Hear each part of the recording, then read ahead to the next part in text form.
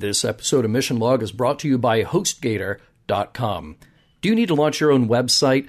If you're looking for one of the easiest ways to register, host, and build your site, you should check out HostGator.com. They have tools to help you get started immediately, whether you're transferring a domain or building your site from scratch. So, all you fans who want to open up, here's a look at my robotguts.com or drcorbyforever.net or Ken is secretly a robot.org.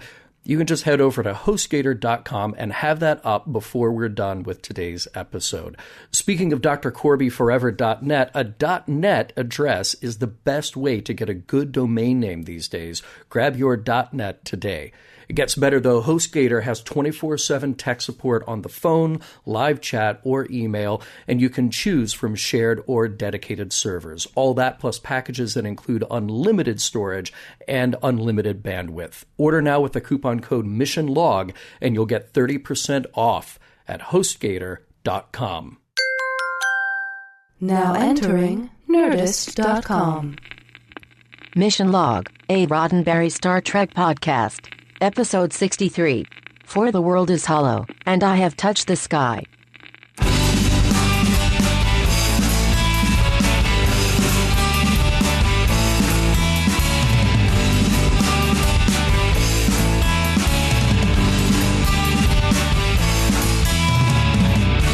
Welcome to another episode of Mission Log, a Roddenberry Star Trek podcast. From the East Coast, I'm Ken Ray. And from the West Coast, I'm John Champion. Ken, from the window here of the Mission Log control room, I can see the entire world. You see, that's a common misconception. What you're actually seeing is not the entire world, it's just Hollywood. Well, you know what? It's all I can see, and you can't prove otherwise, so I'm going to go with it. To me, Hollywood is the entire world. See, I know you're making fun, but I have no problem debating object permanence. Really? It's just a thing, but we can talk about that some other time. Sort of like a Labrador puppy has no sense of object permanence. All right, dude, if you're gonna get insulting, we can just stop this thing right now. I love Labrador puppies. All right, but that's not what we're talking about today. Today we're talking about For the World is Hollow, and I Have Touched the Sky from Star Trek, of course.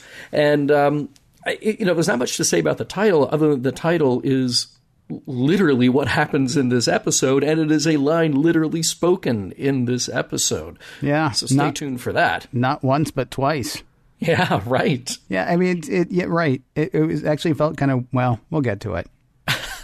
Yes, we will. But before we get to that, I have to take us on a slight detour, and I have to do what I love to do every week, and that's trivia. You okay with that? I'm kind of, I don't know. I'm still a little upset about this whole puppy thing. But go ahead. Maybe I'll get over it, as you work your way through trivia. For the trivia is dense, and I have touched the internet. Here we go. This episode was written by Hendrik, a.k.a. Rick Volerts, and I'm probably pronouncing it wrong because I'm not Dutch, but he was. It was directed by Anton Tony Leader, and these are both one-time contributors to Star Trek, although Leader had worked in sci-fi before. He even directed the pilot of Lost in Space, and Rick wrote about 6 episodes of Voyage to the Bottom of the Sea, among other projects. Hey, Ken, guess who did the voice of the Oracle in this episode? Go ahead. Am I finally going to get it right? Is it James Doohan?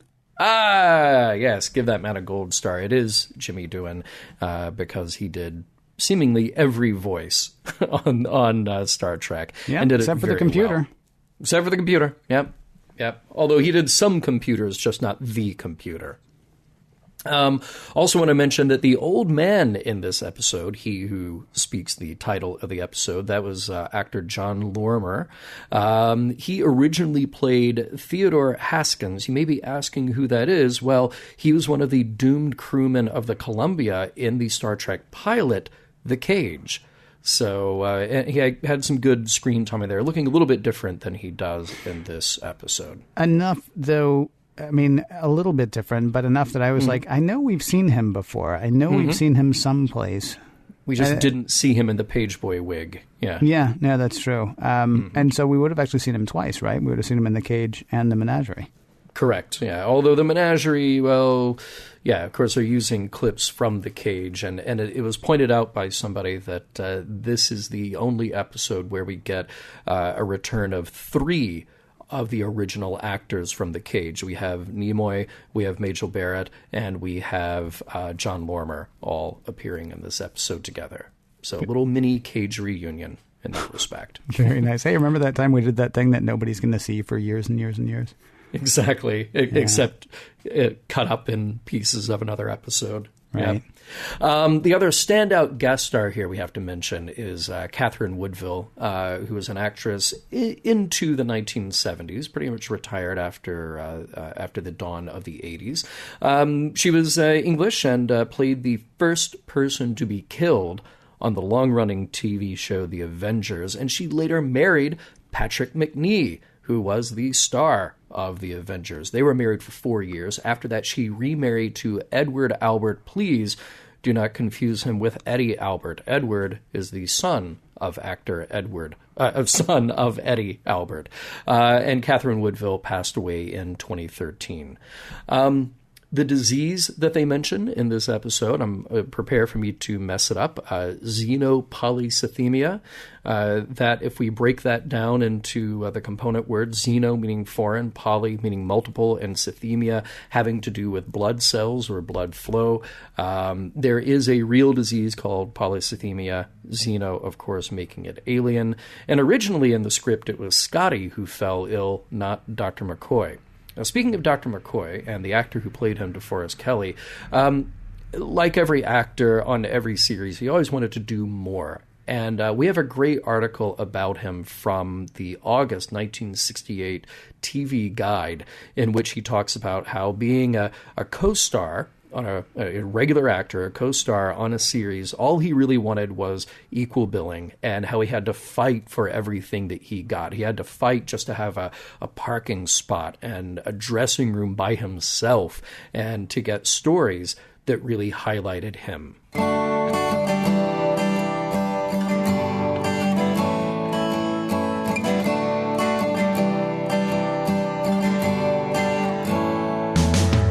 Wow, DeForest Kelley talks of needing more attention on the show, so they threaten to kill his character? Spoiler alert, it looks throughout this episode as if McCoy is going to die. Other spoiler alert, he does not die. Prologue. Something has fired missiles at the Enterprise. Archaic weapons, chemically powered. Will the Enterprise be able to... Oh yeah, destroyed those. Not before they figure out where they came from, though, and now they're headed that way. In sickbay, Dr. McCoy and Nurse Chapel are arguing about something. She's called the captain to tell him, though McCoy says he'll do it. Now get out of here. When the two are alone, McCoy tells Kirk that he's run physicals on the entire crew and everybody's fine except for one guy. He's got xenopolycythemia, a terminal illness with no known cure. That crew member has 1 year to live, and his name is Leonard McCoy. But let's keep this to ourselves, okay, Captain? Act 1. Captain's log. Well, I had to tell Starfleet about McCoy. I've asked for a new chief medical officer. I'm really not good at this whole secret thing. The Enterprise pulls up to an asteroid, 200 miles in diameter, and it is the source of the missiles. Spock says while it looks like an asteroid, it is in fact a spaceship.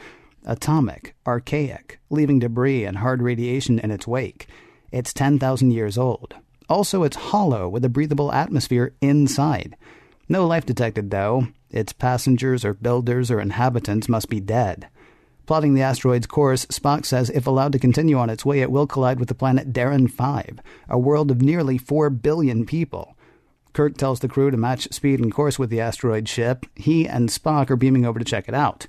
Bones says he would like to go too, and while Kirk is worried, ultimately he relents. The three men beam into the asteroid, though you'd swear you were on the surface of a planet. A really ugly planet, but still, it looks like being outside in the daytime on a really ugly planet. Spock doesn't get why anybody would do that. The three start looking around. Still no signs of life. Let me just check behind this thing big enough to hold a guy. No, nothing there. Let me turn my back now on this thing big enough to hold a guy. No, still nothing. Oh, we're being attacked by a bunch of guys. The Starfleet officers put up a good fight. Even the terminally ill McCoy, well, he does until he gets an eyeful of that gorgeous brunette with the stunning eyes. He is literally stunned, first by her presence, then by being hit on the back of the head. He'll be fine, though. The fight ends with Kirk, Spock, and McCoy captured. The woman introduces herself. She is Natira, and this is the planet Yonada. Now let's go inside. Natira was apparently not just leading the expedition, she is in fact the leader of all of Yonada. Well, kind of. She's sort of a priestess answering to an inanimate oracle of the people. In the oracle's presence, she asks who they are and why they are there. They come in friendship, says Kirk, and that seems to wake the oracle. Learn what it means to be our enemy before you can be our friend, says the booming voice. Then the three men are sort of sci-fi electrified. Frozen, different colors, sparks flying everywhere. Looks like it hurts. Released, they drop to the ground unconscious as we head to commercial. Act 2. Kirk and Spock wake up in a well-furnished room. McCoy is there too, though he's not woken up yet. Kirk takes this opportunity to tell Spock of McCoy's condition. He seriously cannot keep that secret. Bones wakes up and senses something is weird. Spock is being tender. Yeah, says Kirk, I kind of told him. The three prepare to leave the room, though Spock wonders aloud whether telling these people that they're in a ship, not on a world, would violate the Prime Directive. Kirk says maybe, but better to change them with the truth and let them crash into a planet, killing them and a few billion other people. Spock agrees. In comes a creepy old guy. I don't know, maybe it's the hair, maybe it's the toga, maybe it's the age. He's just creepy. He starts handing the men some sort of herbal medicine. He says it helps with the effects of their run-in with the Oracle. Many have felt those effects, according to the man. He identifies them as not of Yonada. Kirk says they're from outside Yonada. You know, up there, everywhere. The conversation's giving the old guy a headache, but he presses on. He, climbed the mountains once, though it is forbidden, He doesn't know why it's forbidden, but things, really, aren't as he's been told. For the world is hollow, and he has touched the sky. Okay, seriously, and now he's dead. Apparently killed by the glowing red thing near the temple under his skin. Kirk gets why climbing the mountains would be forbidden. People would touch the sky and realize they weren't on a world but in a ship.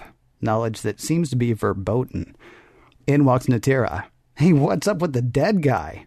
Kirk tells her and she apologizes, though it's unclear to whom. She also gives a terrible eulogy. He was an old man, and old men are sometimes foolish. Doesn't mean they shouldn't be punished for their foolishness, though. That's what happens to people who sin or speak evil.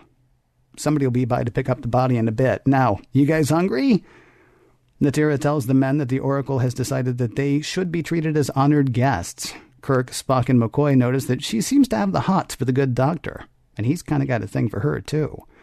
Tell you what, Bones, you use her attraction to you as a distraction while Spock and I figure out how to wreck their way of life. Come on, you've seen me do it 1,000,000 times. Natira says they're free to move about the planet, though she and McCoy stay behind, with McCoy playing up his not feeling well. He'd like to know how the Oracle controls everything. Natira says she can't tell him that. She's really sorry it hurt him so, though. By the way, McCoy, I am huge into you. Like, seriously, let's get married. Seriously. Just think about it. We're going to a world, you know. Totally awesome place. Stay with me and we can rule it together. McCoy seems to be on board, though he should tell her he'll be dead in a year. Well then, says Natira, spend that year with me. While all of this is going on, Kirk and Spock have stumbled across the Oracle room. Spock recognizes the writing as Fabrini. The Fabrini lived underground to protect themselves from the ravages of a dying sun. Someone must have put a bunch of Fabrini on this ship without their knowledge and sent them off to the New World. Into the Oracle room they go, careful not to rouse the Oracle and initiate more of his reprehensible conduct. Clues here confirm that these are the Fabrini, though that's as far as they get until Natira walks in. The men hide and hear her talk with the Oracle. She's in love with McCoy and wants to marry him. Is that cool? Yeah, as long as he'll abide by our rules, worship the creators, and accept the instrument of obedience, that'll be just fine.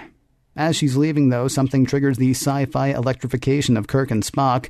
The Oracle says they have committed sacrilege. You know what must be done. Act 3. McCoy wants to know what's going to happen to Kirk and Spock. Oh, them? They're going to die. Well, what if I ask you to let them go back to their ship? By the way, I'll stay and marry you. So, will you let my friends go? Oh, I could never tell you no. Topside, McCoy tells Kirk and Spock that he plans to stay as Natira's husband. Kirk says if they can't correct Yonada's course, they'll have to destroy it. Whatever. I'm going to be dead in a year anyway. So let me have a good year, okay? Kirk and Spock gone, McCoy has his confirmation, a quick wedding, and the insertion of the Instrument of Obedience. The Oracle says Natira should tell him what he needs to know. Turns out they're governed by a book. A book that no one has read. Heck, most people don't even know about it. They just know they have to follow the rules. Even Natira hasn't read it. She just knows that it tells them about their world and why they must eventually leave it for another one. She's not even curious about the book's contents, though. It is enough for her to know that they shall understand all once they reach their home. Back aboard the Enterprise, Kirk's being waved off the Yonada thing. Seriously, leave it. Starfleet will take it from here. McCoy calls from Yonada, though. He tells Kirk, that they may be able, to get control of Yonada. He's, seen the book, really, with all of the knowledge of the creators. He falls unconscious as his Instrument of Obedience heats up. Natira enters the room, and we go to commercial. Act 4. Kirk and Spock beam over to check on McCoy. Natira says she will have them killed for hurting McCoy. Spock gets to work removing McCoy's Instrument of Obedience, which makes Natira sad. He's no longer of the people, though Kirk says they freed him from the cruelty of the Oracle. Kirk asks McCoy where the book is, and that really freaks Natira out. She calls the guards, who seem to have stepped off for a smoke. Kirk convinces her to listen. They're not on a planet, they're on a ship, built to save a dying race. Their ship is going to hit a planet full of people, though, and this is really hurting Natira's head. Why should, the truth be kept from us, Why should the creators keep us in darkness, I believe only in the Oracle. Kirk asks to remove her Instrument of Obedience, but she runs to the Oracle. It says she's made a mistake. She says they say they speak the truth. He says their truth, not Yonada's. But is truth not truth for all, she asks? No, says the Oracle. Now repent. She refuses and falls unconscious. In come Kirk, Spock, and McCoy. She comes to and says she believes Kirk's story now. That's enough for McCoy. He removes her Instrument of Obedience. McCoy says the book is in the monolith. You know, the thing that sci-fi electrified Kirk and Spock a few minutes ago? The Oracle tells him to stay away from it, then turns the Oracle room into a furnace. Oh, it's getting hot in here. So let's hurry. Kirk gets the book. Spock flips to the How to Control a Ship Nobody Knows is a Ship section. And we're good. Actually flies a bit like the Enterprise, according to Kirk. In the Oracle room, McCoy says he and Natira should go with Kirk and Spock to the Enterprise. She says her purpose is to stay here, though. See through the mission of the creators. McCoy says he'll stay, but she says he should go and live his life rather than stay here and die. On their way out, Spock finds a boatload of Fabrini learning, including some very advanced medical knowledge. This includes a cure for McCoy's xenopolycythemia, which they administer on the Enterprise. All better, Kirk says they could meet up with Yonada when it gets to its new planet in a little over a year. Of course, they won't. Also, the end. Ken, I'm so very glad that your recap did not just devolve into a bunch of Yonada jokes. That's right. Yeah. I said Yonada. Yeah, Yonada. Yonada's so hollow. Right. I don't even know. That's probably bad. It didn't even occur to me. Oh man, where were you when I was writing that? See, I was here in the rest of the world, which is known as Hollywood.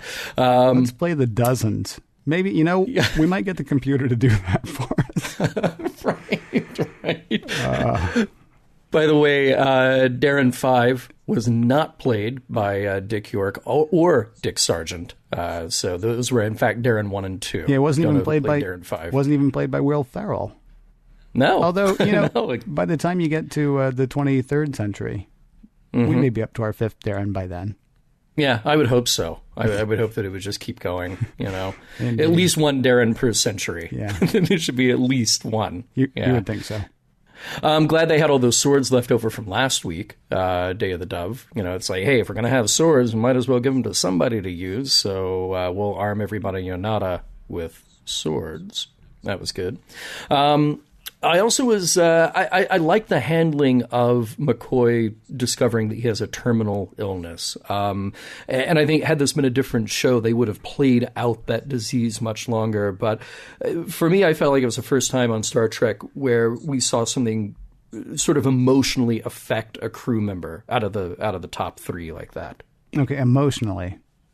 Because, well, yeah. Uh-huh. Well, no, you're not wrong about that. I mean, I thought the whole thing we do where we check each other's notes like about 5 minutes beforehand, I thought you had said that nothing had actually affected somebody before. And I was like, well, unless you don't include the deadly years and then the time that Kirk, literally physically broke up. And I think I might argue that emotionally Kirk has been affected by a couple of things like that. Mm-hmm. But I mean, like the end of...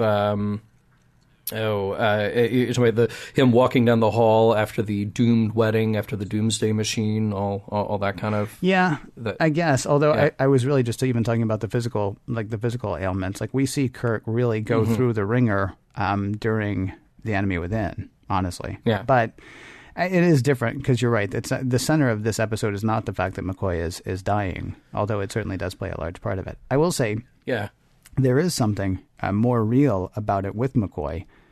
It's quite possible that it's the big diagnosable medical name that we might hear something like it in real life. I mean, those are actually scarier. Like if Spock comes in and says, "We're all getting old very fast," you're like, "Oh, this is goofy science fiction. Okay, let's see how they handle this." But if somebody walks into a room and says, "You have xenopolycythemia," or however it's pronounced. I mean, that's something that you could imagine that you could actually hear at a doctor's office, and it doesn't mean anything to you except you're going to die. I mean, you might eventually go back and learn more about it, but there is something sort of scarier about, it's turning everybody into bats. There's something scarier about using something that a real doctor might really say to somebody that might really mean something bad. The other thing that's huge about it in this episode is DeForest Kelley is so often called upon to act big in the original series, we got to do this. We got to get out of here. Why are you being such a jerk? And in this one, it's just like a look on his face. It's just, I mean, this is a guy who has just been delivered some really bad news, and it's played great. When Bones wakes up and Spock puts his hand on his shoulder, there's so much said without saying a thing in that. It's neat when he gets to act small because there's honestly more acting there than when he's, flailing his arms around and doing metaphors. There was a similar moment actually between Spock and McCoy. When Spock compliments McCoy's ingenuity in Spectre of the Gun. Total gem of a moment because, I mean, Spock is doing his, matter-of-fact thing, but he is honestly complimenting McCoy. But he says to him, basically just, given everything that we have here, your ingenuity is to be commended. And in another script, that would have been, "Why, Mr. Spock, I believe you just gave me a compliment," And, and in that episode, it was just... McCoy just, it hits him and he just kind of smiles a tiny bit and goes back to his thing. And same thing here. It's really it's great when he gets to have those little gem moments because they really do stick with you, probably because he spends so much of the series yelling. Right. Well, I think that's why it stood out to me. I just feel like it's not until we get later into Star Trek that we see, real things like people aging or grappling with disease. The other things that we've seen, like the rapid aging, it was sort of the sci-fi premise of the week. Right. And we're going to overcome it for everybody and then we'll be done. Right. But this really had some emotional weight to it, and it was played very well. By the way, I'm glad that you mentioned this in your recap, because I wondered if Kirk had any hesitation about asking McCoy to seduce Natira. Like, hey, if it doesn't go well for you, let me know. I'll be here. I could step in if you need me to. I love the fact he was even like, I think Natira's taste is questionable, but, it'll work fine, Distract her with your masculine wiles while we go off and wreck everything for them. Or save them, whichever it happens to be this week. I haven't read that far ahead in the script. Says Shatner, are we doing good or bad this time? Well, whatever. Right. Well, either way, they kind of they lead you to that because they have the instrument of obedience. And also, my hat is off to you for, refraining from turning that into just a terrible joke. Yeah, well... Which we could still do before the end of the show. I don't know. It didn't quite measure up to the Gamesters of Triskelion for me as far as the 50 Shades of whatever color we're talking about. I mean, just saying the words instrument of obedience. I mean, I'm actually more interested in, for something that has so much power, very easy to install and very easy to remove. And also really tiny. Like so tiny that Spock holds up the thing that it's theoretically on the end of. And I guess we're given to understand that there's something there because he looks at it approvingly, like, there it is. But there's actually nothing there. But you just can't even see it. Yeah. So it's invisible too. Unless it needs to be read. See also whatever that thing was that was floating around the Enterprise last week. I will say I'm glad that Yonada is not going to crash into Darren 5 now. But the new planet it's going to, is it going to land? Because we're not really given to understand. I mean, so, like, is it going to go into orbit? I mean, was that part of the problem? Not only that it was going to an inhabited planet, but that it was going to crash into an inhabited planet? Or is it now going to hit a planet? And the good news is it's just going to kill the people of Yonada rather than the people of Yonada and, a few billion people down below. Right. Also, I'm curious how it happens that the planet that they're supposed to be going to is exactly the same distance from where they are now as Darren 5. Because that was the thing. It was going to hit Darren 5 in 390 days, and then they correct its course and come to find out it's going to get to where it's supposed to go in 390 days. And then finally, the last question I have is, can we call their new homeworld either Maroon 5, Babylon 5, or the Jackson 5?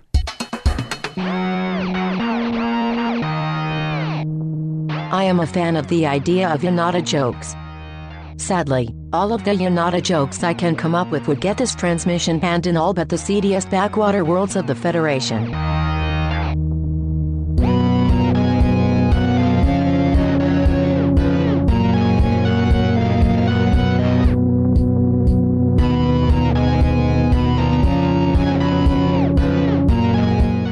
In the long history of Kirk going around doing things like violating the Prime Directive to either help a society or completely pull the carpet out from under it, it seems like in this one, they would violate it if they tell these people that they are actually on a spaceship and they explain what's going on. I would say, though, I think Kirk has pretty good justification. His justification to Spock is, if we don't, we will either kill everybody on this asteroid spaceship, or we will kill everybody on Darren 5, or all of the above. So no matter what happens, if we do nothing, somebody's going to die. And that is probably what they do not want. It seems like this spaceship was built to ensure the survival of this race. So I'd say that in terms of things that are used to violate the Prime Directive, not letting people die because of an accident seems like a pretty good justification. Your take on that? Well, not letting other people die is.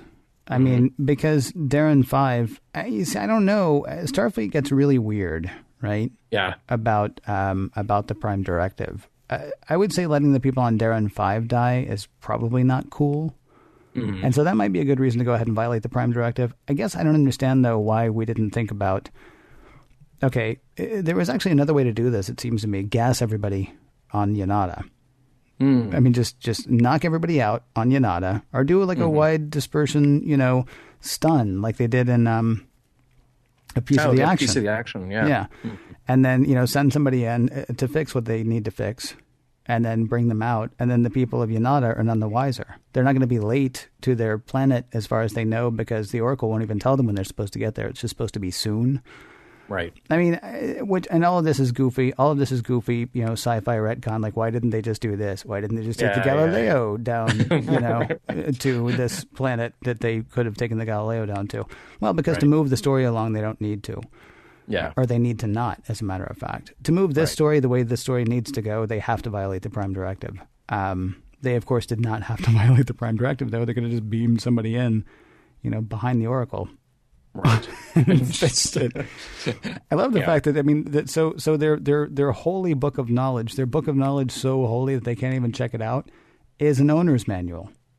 Yeah. It's like that thing that's in the glove box of my 2003 Mazda whatever. Right. It's just like, how do I change the tires on this planet? Yeah. In the event of hitting a planet, please do this. Yeah. Is it indexed? Yes. Oh, good. Yeah. Because Kirk speaks perfect Fabrini. Right. Or Spock does. Well, Spock does. You just go right into it and go, oh, yeah, here's the button to push. Here's exactly. What we do. Yeah. And the problem, the whole thing with it, is it indexed? I mean, so what do you look up at that point? Right. Welcome steering. To exactly right. Yeah. So your autopilot calibration is a little off. Right. Oh, okay. But they have a lot to learn before they even get to that. It would be like getting in a car, opening glove box, getting out the manual and going, wait, I'm in a car?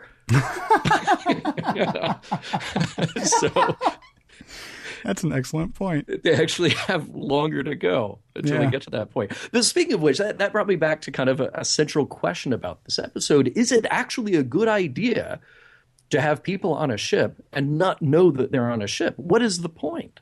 Because there's all these problems that besides hitting a planet, you've got food, you've got air, you've got energy, you've got engines that can break down, you've got all this. So what does the deception actually solve? Because I go back to thinking about Landru. Mm-hmm. I thought you always made a good case for the idea that Landru, even if that whole system went haywire, Landru was there for a reason, and that was to kind of keep this society from completely tearing itself apart. Mm-hmm. So I have to assume that the Oracle is there as some kind of a power structure to solve a problem that would have otherwise been worse than just having a crew maintaining their own ship. I actually found myself thinking a bit about Krypton.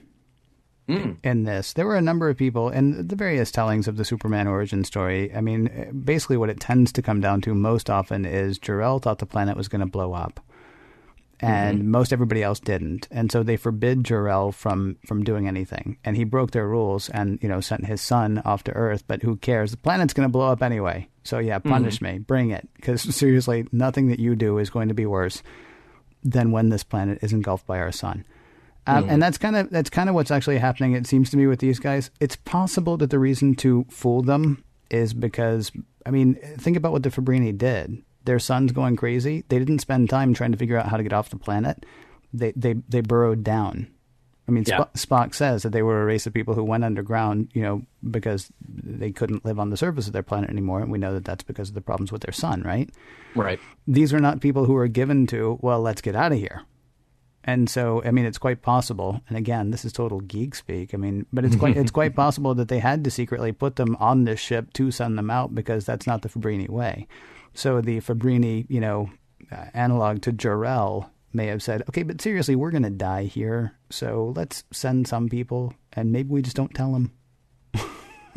That's interesting, because then those Fabrini who are moved over secretively to the spaceship Asteroid, they're walking on a corridor one day going, this is a new corridor. Hey, wait, how do I get back to that old corridor that was in the underground of Fabrini where my dog was and where my 10th grade teacher was? So maybe it was the Fabrini orphanage.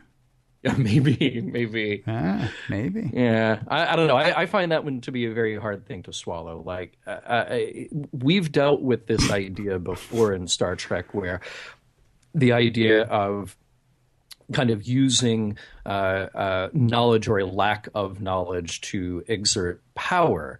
But it just seemed like the Oracle wasn't there for power. It was just more like status quo. Like, we just have to protect the knowledge that this is a spaceship against all other things. And if you even think about it, we will punish you.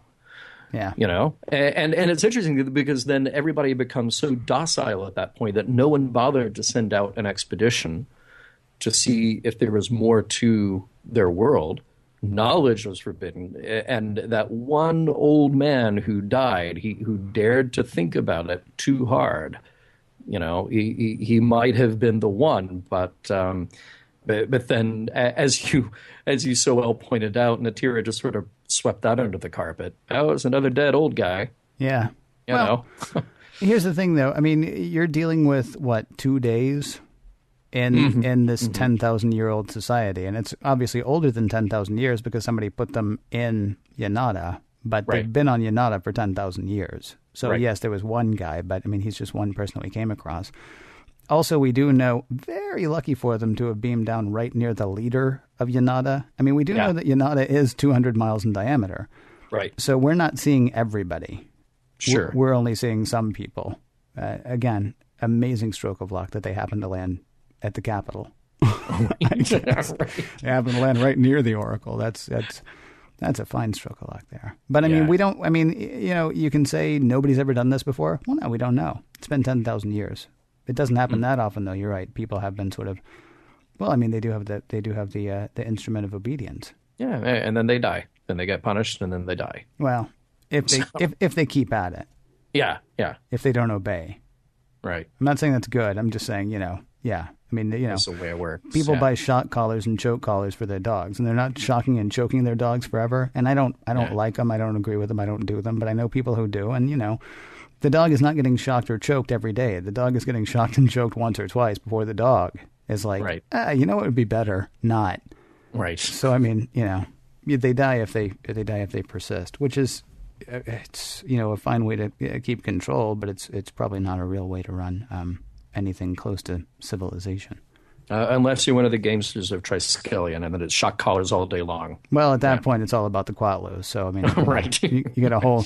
Well, I joke about that. I was going to say you got a whole different, motivation going there, but you really don't have a whole different motivation going there. I mean, it is just about power and maintenance of power, maintenance of the status quo, as you said a moment ago. This is a weird. Wow, I'm going to be the one defending Mussolini this time. Look at this. Watch what's about to happen. No. Oh, I mean, okay, so let's say that their society is going to break down if they do find out that they're on a ship. Let's say that drives them mad. Let's say that they are hobbits who feel like they have to be living underground on the planet that they think they're on. And so, I mean, this revelation is going to happen when they get to another planet. But the good news is it's another planet. They could always, go down and bury themselves at that point. Do I honestly think that this guy's totalitarianism is justified? No. I do, though, think that I love the fact that Narita, is that her name? Natira, excuse me. Natira, yeah. That Natira is like, no, this is going to be great. I'm going to guide everybody. Okay, I'm glad she's hip to it now and she's okay with it. She does have a whole society that's going to have to be brought on. A whole society that has lived with this religious fervor, that has lived with this fundamentalist idea that we don't think about why there's a shadow on the sky, at this point. Right. Why I can't climb the mountain. We don't think about those things. I mean, freeing your mind, there's a lot of Matrix in this episode, it seems to me. I mean, the whole freeing your mind thing, I mean, there were people who chose to stay in the Matrix. And if we go ahead and do as They Might Be Giants puts it, the allegory of the people in the cave by the Greek guy, I mean, once you realize that what you're seeing outside the cave is actually just a shadow of something that's much smaller, and you go ahead and you get out of the cave, right? You come back and try to tell people, hey, you can leave the cave, and they're going to want to kill you. I mean, there's a lot of they're actually in a very precarious position, more so, I think, after the crew of the Enterprise leaves than when the crew of the Enterprise got there, except for the part where they're going to crash onto a planet of 4 billion people and kill them. Hey, I'm just saying that in 10,000 years, somebody at some point had to get to the top of a mountain and change one of the light bulbs in their sky. Reminded me also of the Truman Show. Remember? Yeah, I thought about that too, very much so. Yeah, when he sails off onto the horizon and then his ship ends up breaking the wall of the horizon. Yeah. Yeah. It was very cool. Very, very cool. One of the lines that stood out to me, thinking about the whole structure that the Oracle has set up, those who speak evil shall be punished. I mean, this is a society where thought crime is punishable. It's not just people who actually dare to climb the mountain and go find out what's hanging behind the curtain in the studio. Their curiosity is punishable. Their desire to want to know is punishable. And if you do think too hard about it, anybody who would dare to think too hard about not only is there anything beyond these walls, but is there a universe is there anything beyond this? I got the impression that they had maybe a little bit of an idea that, okay, there is such a thing as a spaceship. There is such a thing as people from another world. But by their understanding, that was their entire world. They just happen to live on a tiny, tiny planet with an orange backlit sky, you know? Yeah. So, well, I mean, it goes back to the same thing that we were just talking about a moment ago, mm-hmm. though. I mean, that's a control mechanism. Mm-hmm. It's trying to keep everything exactly as it is. I think the question you have to ask yourself is, why is everything being kept exactly as it is? Or maybe you don't have to ask yourself that question. Maybe, okay, it's sort of like the whole I would, burn this village to save it thing. I mean, maybe controlling these people into making sure that this ship stays on its course, that nothing gets messed up in the little society that they have until they can go and be this bigger society or this better society or just this freer society on this other planet. Is that worth keeping them in control? Well, that's the thing. It seems like you go through a whole lot of not freedom in order to achieve that thing that would be considered freedom. I think maybe the only way I can look at it is this sort of like this is a programming glitch. Sort of like Landru. The Oracle, maybe over that 10,000 years, has misunderstood its programming. And that's why it's so dogmatic, for lack of a better word, of how this place is run. Wait a minute. You think the Oracle misunderstood? No, what I'm saying is I think the enforcement of everything is maybe it could be chalked up to a programming glitch. Because again, I'm still struggling with this idea of the logic of keeping everybody in the dark when there are practical things that need to get done. Oh, come on. You're not really in the dark about that, though, are you? You know why that's happening. Well, do I know why the Oracle is keeping them in the dark? Yeah. Well, to maintain the control of the of the society. Yeah. Absolutely. It's the ease of control. I mean, if you're the question that you're asking is it right? And well, I think we both know what the answer is. Right, I think we do too. Yeah. Okay. So don't try to justify even in jest try to justify, what the Oracle is doing. You can certainly say that there are reasons why you do it. There are absolutely reasons why you do it, but does that make it right? And I think and this is an issue that you and I have come across in this show a million times, where one of us will bring something up that, inevitably brings hate mail. There are ways that people should be. Yes, what Jor-El of the planet Fabrini should have done was found the 5 people or the 10 people or the 15 people and said, listen, this is seriously going to happen, so you need to come with us. And if you're not going to come with us, then fine, I'm going to go out and explore by myself. I mean, whatever's going to happen, no, these people should not be, not only kidnapped for all intents and purposes onto this ship, but then lied to about where they are and forced to not even think about anything to the point of death, so that one day maybe they could be happy. No, I mean that's an absolutely terrible idea. But I do believe that the Oracle was working exactly the way the Oracle was designed to work. I mean, he's holding up, pseudo-religious stuff and saying, if you think about it any differently, then you will die. No, there's no freedom of thought here, so that they can get to whatever the next thing is. And then, is that right?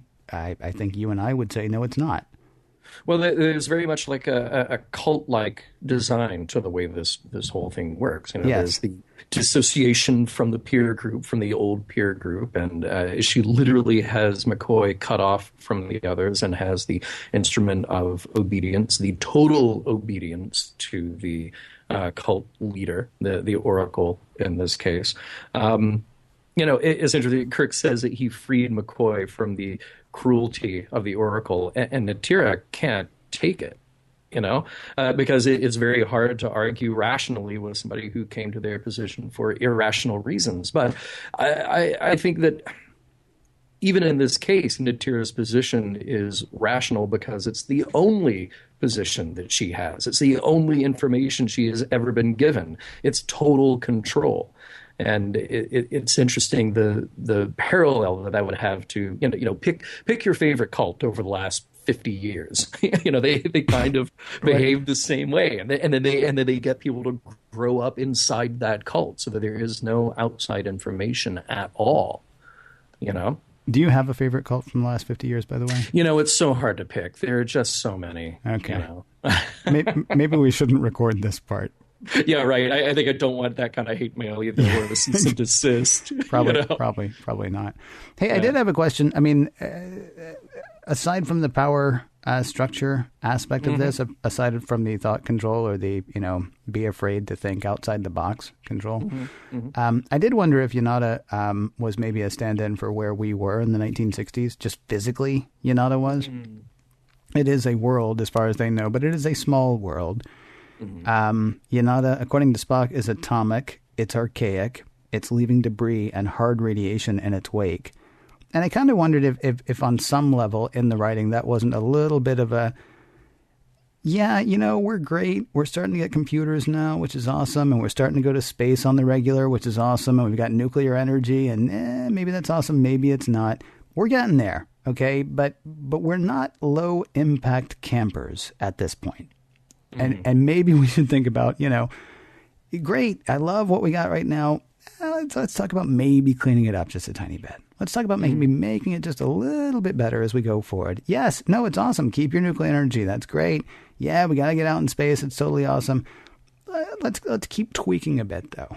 Because, I mean, there's nothing about Yonada that's not awesome as far as a design, as far as this thing of like, well, of course I can transplant a society. I need like a ship that looks like a meteor so that nobody bothers it from the outside, right? It's got to be able to support enough people to populate a planet for over 10,000 years. It's got to have some defensive capability, and it's got to steer. This is an awesome thing, but it's atomic, it's archaic, it's leaving debris and hard radiation in its wake. It's kind of where we are. It feels to me. I mean, we can go out into space, but we're leaving a bunch of crap in space. And it takes a ridiculous amount of fuel to get into space. It's awesome that we're doing that, and we should keep doing that. We should also keep working on maybe ways to make that safer. And this could be both a pro-nuke and anti-nuke thing as well. Nuclear power has a lot of really great things about it. Sadly, there are some things about it that are not so great. Does that mean we never do that? Maybe, maybe not. That's for future generations to decide. Right now, though, there is no harm in trying to make it safer and better. There's no harm in trying to make wind more feasible for a greater number of people. There's no harm in trying to figure out how to get, 5 miles more per gallon from the fossil fuels. Right. Sure. Where we are now is neat. We can do better. And that's kind of what I felt like. That's kind of what I felt like Spock was seeing when he was looking at Yonada. It's like, hey, neat. Look what they can do. Or look what they could do 10,000 years ago. And it's kind of messy, though. But, still, it's kind of a neat thing. Oh, man. I keep going back to this idea, though. It's 10,000 years of being able to do nothing except live on this asteroid planet. Well, now, hold on. Spaceship. I am talking about the physical ship, Yonada. I'm not talking about the society. I'm not talking about the people on it. I'm not even talking about the people who designed it, except for their engineering acumen. Right. All right. Yes. All right. Yes. Now, if you want to go back to arguing about whether or not their society was as screwed up as you and I think their society was, it's totally screwed up. Yeah. But here's the thing. I thought about.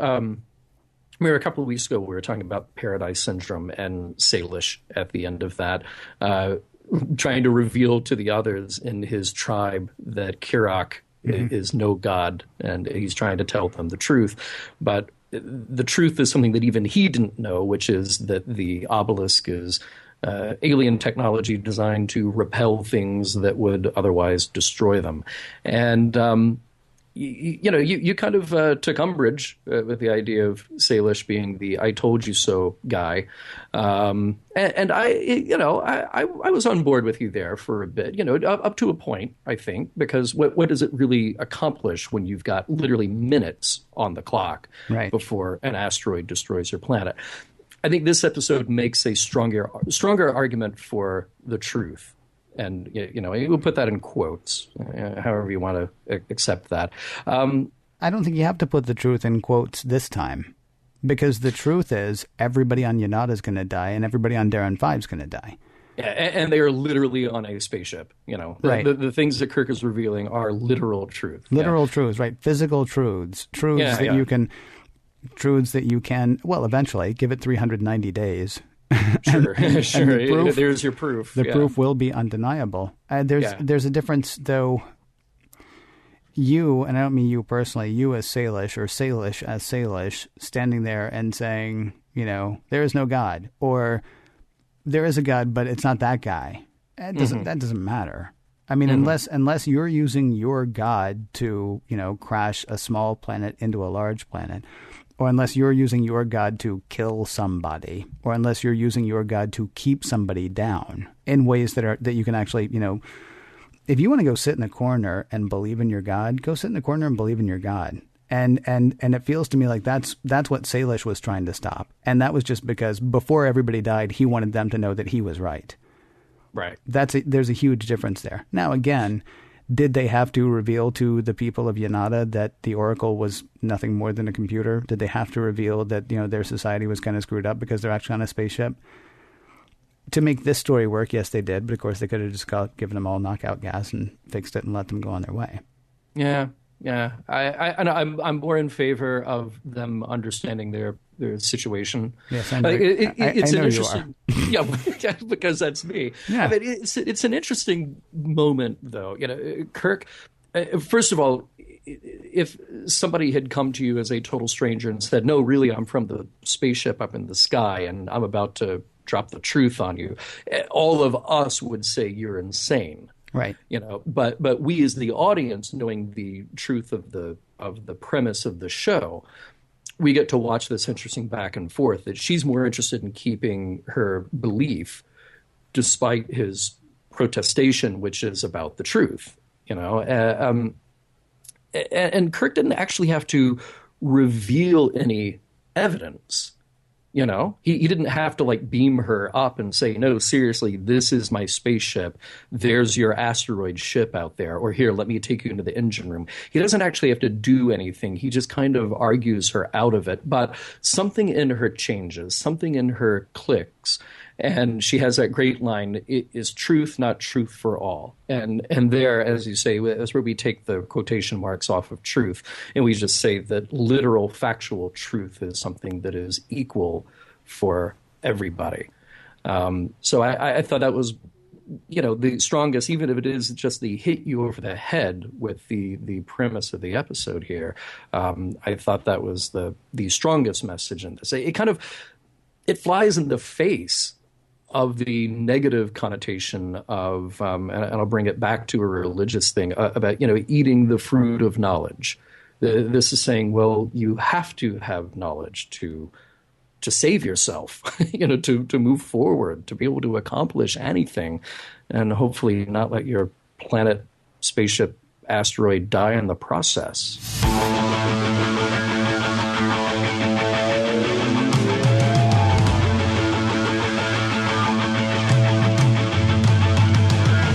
Time now for the guys to do a musical number. Either that or wrap up the show. I wonder which they'll choose to do this week.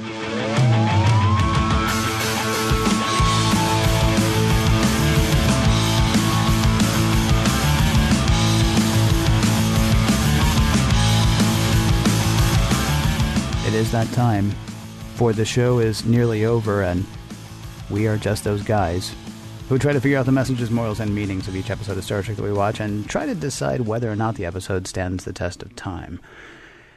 Curious, John, do you feel that this episode holds up as an episode of Star Trek? I read somewhere that I can't remember who exactly to attribute this to, but it was said that what this episode really needed was a rewrite by Gene Roddenberry. We know that he was kind of in absentia for a lot of this season, but maybe just a little more attention on this particular one really would have brought this one up into the stratosphere of the great episodes. Here are the things that I think are really strong about it. This is a great McCoy episode. Mm-hmm. As we mentioned before, he's so good in it, and the idea of him playing up that the emotional impact of the disease, the reality of him wanting to stay behind because he doesn't have to live for his career anymore. This seems like a pretty okay option. to live out his final year. And then you mix all of that with some of the hard sci-fi concepts that we get here, the generational ship, the computer that is running the society. For all those reasons, yes, I really feel like it holds up. It may not reach the level of the greatest of Star Trek, but I think it's very good. There are a few little things that I felt like maybe could have changed. The end, where Kirk and Spock just go like, oh, look, here's all the assembled medical knowledge of the Fabrini for 10,000 years. Let's get that. Right. I felt like there would have been more powerful, more dramatic, and more believable ways to make that happen. I think it would have been dramatically more significant if Natira had been the one to give medical knowledge to them. Little things like that I just think from a storytelling perspective would have been better. But overall, I really quite like this one a lot. The problem is Natira can't give them the medical knowledge, though, because she doesn't know that they have it. And remember, that was back sort of behind the Oracle. That was back in the control room. That's the stuff that's going to help them when they get to where they're going. True. But I do think that, and again, we're just retconning the hell out of this. Yeah. but I do think that there is something to be said that for these people to stay alive for 10,000 years, even if they don't understand the atomic engine running their ship, or that they're on a ship at all, they have some medical knowledge, or maybe for her there's additional knowledge that comes from revealing this whole thing. It could have been done, but I understand why they didn't. Yeah. Yeah, I'm with you on a lot of what you say. I mean, the two biggest problems of this episode to me are how quickly they tie up the things in the end. So she asks McCoy to marry her when she doesn't know that he's going to be dead in a year. Right. And then when she does know that he's going to be dead in a year, she's like, well, then I'm going to spend that year with you. Mm. And then when she gets her instrument of obedience out, she's like, why don't you go back to the Enterprise? You know what I mean?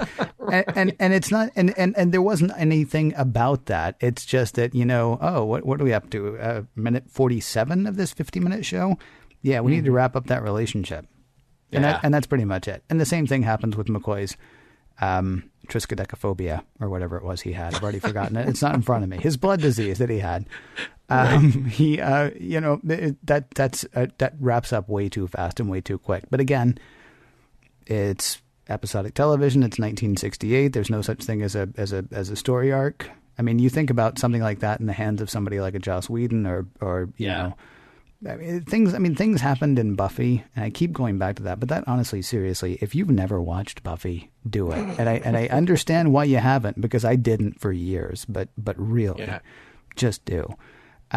Stuff will happen, and then 2 seasons later, something will trigger something that had to do with what happened 2 seasons before, and it'll send a character in a Joss Whedon tale off on a completely different track. Like even if it doesn't change the adventure, it just it affects them mentally. See, that's cool. That's incredibly cool. The relationship, the McCoy and Natira relationship was heartbreaking, and like you said, like you pointed out, Kirk basically says, "Oh, maybe in a year you can go meet up with her again." Well, we're not going to do that. Right. Too bad. But I would have loved for that to happen. Or even like in the next 4 weeks, see Bones still dealing with the fact that he thought he was going to be dead. I mean, this again is the difference between television in the 1960s and television today. Well, television in the 1960s, that wasn't a daytime soap opera. I mean, we had General Hospital at the time, but as far as primetime television, as you mentioned earlier, this is something that would have been drawn out a lot longer. It actually probably would have been a couple of weeks of Bones thinking he was going to be dead, and then something happened where he finds out he's not going to, and then still a few weeks of dealing with that. Because who knows what kind of decisions he would have made, in that time when he's like, I got 1 year. Got to start writing a bunch of apology notes to people for all the things I said and all the things I did, once I find out not. All of that aside, though, I'm sorry, the other thing, by the way, so the ending is the first thing that bothers me? Yeah. The wardrobe is the other one. On the planet, the plaid and the whatever, that kind of takes me out of it. That's a joke. And the pointy hat. And the pointy hat with the buttons on it. I don't know what that was like. It was like a rotary phone on top of their hats. I think this episode does hold up. Yeah, could it have been tighter? Sure. Could it have been zippier? Yes. Could it have been "and the children shall lead"? Yes. So really, I'm grateful. I was going to say that to your note that somebody should be writing an apology note. I think actually Kirk is the only one who needs to be writing an apology note in this to McCoy. I'm sorry I told Spock. I'm sorry I told Starfleet. What's up with that? I know. Maybe we could keep this between us. Yeah, maybe. Yeah. Give me the 90 seconds it takes us to get through the credits and get back to me on that, all right? Right. Let's talk about the message here. What's going on for you? Oh, well, not having blind faith, not just believing what you're told just because you're told it, not just assuming that somebody who's in authority is actually the person who knows everything. I mean, and honestly, my notes were even more sparse this week than they normally are because the messages seemed so obvious that I kind of didn't want to bother writing them down. It's sort of like when you said, so do you think there's something going on with the programming with the Oracle? If we were in the same room, I'd have either thrown something at you or hit you on the head with something soft. No. Only because I mean, there's no question in this episode. I mean, what the message is. It doesn't seem to me. I mean, just the blind obedience is bad, and not being allowed to think or not taking time to think, and it's bad, on the part of the people who don't bother to. Although you kind of can't blame these people because they literally have a thing in their head that will make their head quit. If they do question. So, I mean, it really is just sort of an indictment of any government that won't let you think out of the box, which could be a certain amount of jingoism or it could be a certain amount of patriotism. It could also just as easily be an indictment of any church that won't let you, wonder about the divinity of the particular deity or deities that your church worships. I mean, it's those feel like fairly textbook. Well, yeah, they're textbook, but I think they're done well. Yes. I mean, absolutely. There's so much here about faith and not questioning it. And Kirk, kind of one of the traits that I like and really identify with in Kirk is valuing truth over convenience, And Natira early on, she expresses her desire for truth. She says to McCoy, I hope you men of space hold truth as dear as we do, although she's about to really get woken up about what that truth means.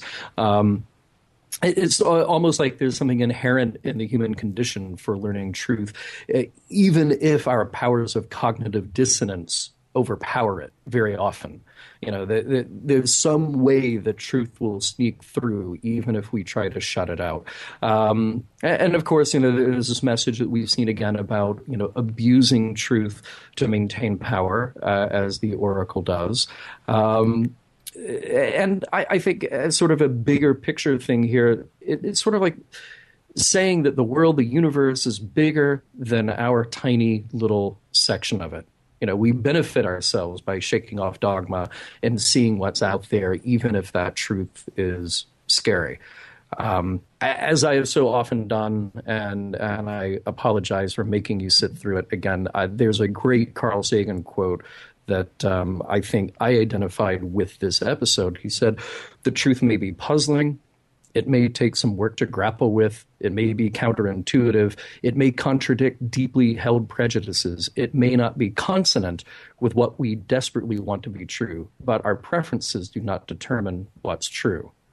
And that's sort of like the smack over the head moment for the people of Yonada.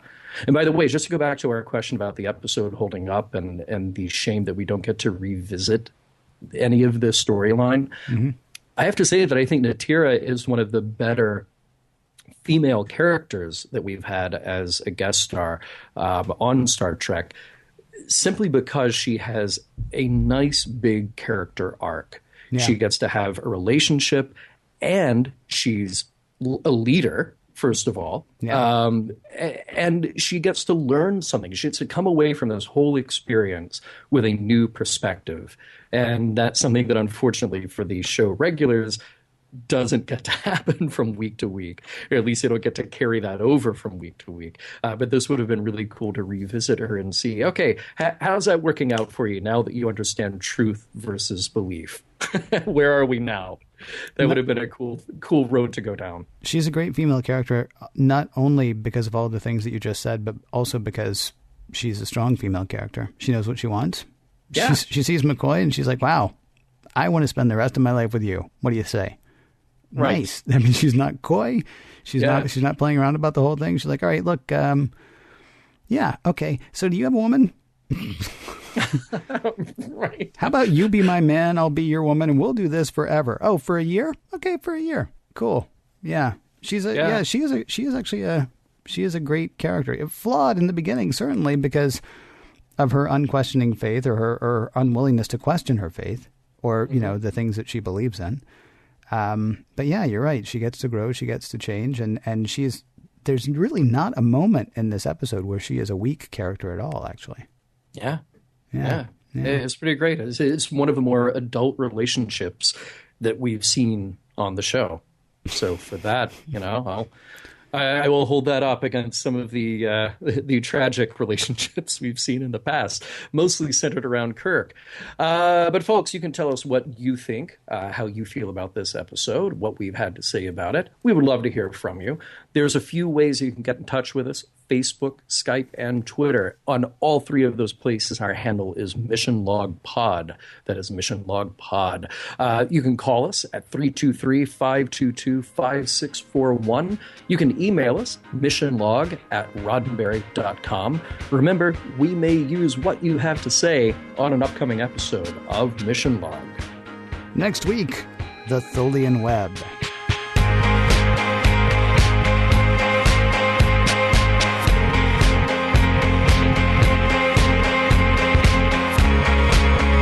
Some of the music for the Mission Log provided by Warp 11, online at warp11.com, and from the album Messages by Key Theory, free to download at kitheory.com.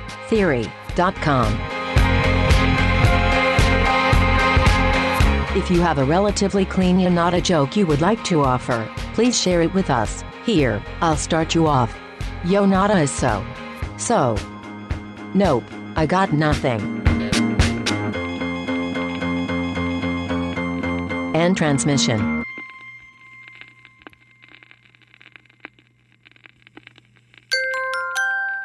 Now leaving Nerdist.com.